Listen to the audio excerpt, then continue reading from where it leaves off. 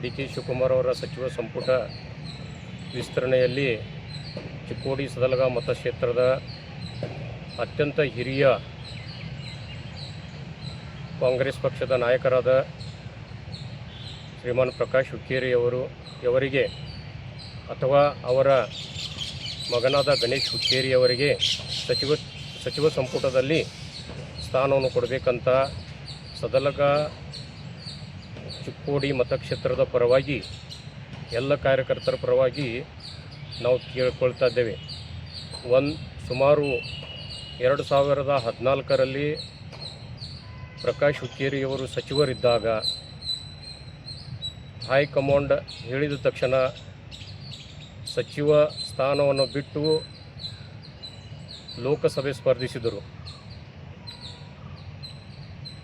ಮತ್ತು ಲೋಕಸಭೆಯಲ್ಲಿ ಅವರು ವಿಜೇತರಾದರು. ಅಲ್ಲಿಂದ ಇಲ್ಲಿವರೆಗೂ ಕೂಡ ಅವರು ಒಂದು ಪಕ್ಷ ನಿಷ್ಠೆಯಿಂದ ಅವರ ಮಗನಿಗೆ BJPಯವರು ಸದಾಕಾಲ ಕರೆದು ನಿನಗೆ ಮಂತ್ರಿ ಸ್ಥಾನ ಕೊಡ್ತೀವಿ, ನೀನು ಅಲ್ಲಿಂದ ಕಾಂಗ್ರೆಸ್ ಪಕ್ಷ ಬಿಟ್ಟ ಬಾ ಅಂತ ಹೇಳಿದರೂ ಕೂಡ ಪ್ರಕಾಶ್ ಹುಕ್ಕೇರಿಯವರು ಯಾವುದೇ ತರಹದ ಆಶೆ ಆಮಿಷಗೆ ಬಲಿಪಡದೆ ಒಂದು ಕಾಂಗ್ರೆಸ್ ಪಕ್ಷದಲ್ಲಿ ನಿಷ್ಠೆಯಿಂದ ಕಾರ್ಯವನ್ನು ಇಲ್ಲಿವರೆಗೆ ಮಾಡ್ತಾ ಬಂದಿದ್ದಾರೆ.